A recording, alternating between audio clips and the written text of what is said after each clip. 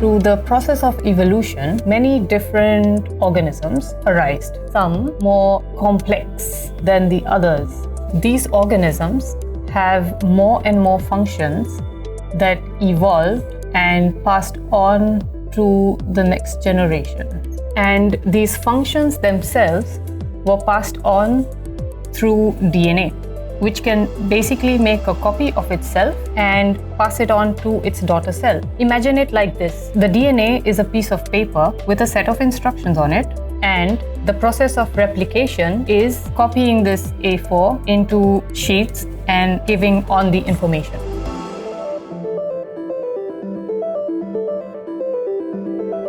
Depending on how much information there is, all of it cannot fit on one page, or let's say one set of DNA. This is when you get chromosomes, which are densely packed version of the DNA, similar to a page bound together in a book. There is a collection of individual pages. Now, humans have 46 chromosomes, so one can imagine that the replication and segregation of this kind of information would be quite difficult. Imagine making copies of these 46 books, segregating them into individual sections. This sounds like a complex task. Now, luckily, our cells have managed to design a system that allows for this segregation, in which you have these individual chromosomes being segregated to different ends of the cell, which allows them to be sectioned into the daughter cells. But this wasn't always the case. Now, the early organisms did not have a whole lot of DNA, and so from this one copy during replication, it probably was able to split like opening a zipper and then make new copies along these separating lines. At some point, these individual molecules of DNA became much longer and longer.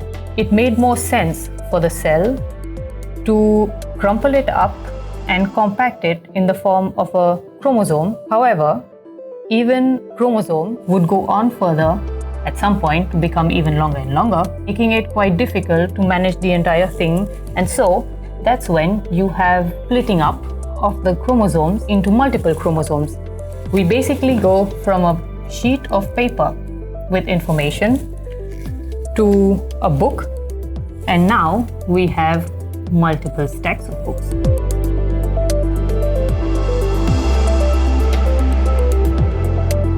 One of the biggest plus points of having all of this information is that you can definitely keep on having more information. It's like having more books in your library, and this information gives rise to all of the complexity that we see today. It is definitely a big task to maintain this complexity and all of this information.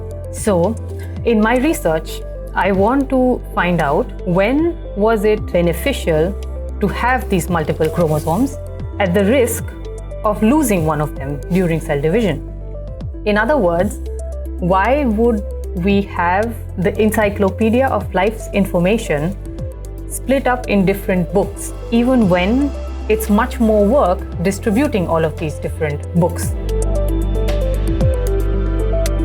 In my experiment, I'm going to take bacteria which have been genetically modified such that they are resistant to different antibiotics. What I will do next is to fuse the cells together, which will result in a compartment that contains more DNA than was present before.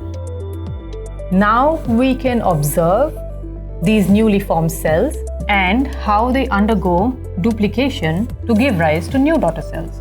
What can happen in this case is there will be some daughter cells with the right combination of the required DNA to survive in the antibiotic selection that we have. But in other cases, there might not be enough DNA for survival. Over many generations of selection, we will end up with a population that has the right kind of information in order to survive, because essentially, over time, we are killing off everything else. One possible outcome of the cell having all of this DNA in itself can result in, over time, of course, that the daughter cells will lose this redundant part and simply keep the parts that are different. In other words, you don't want to have the same chapter giving you the same information in two different books. A more extreme version of this gene loss, let's say, is that one of the chromosomes, only the part that is unique is the one that remains. A third possibility is that the chromosomes are able to physically link to one another, thereby ensuring they always remain in the same compartment. Which of these hypotheses come true, we don't know. There might also be additional solutions.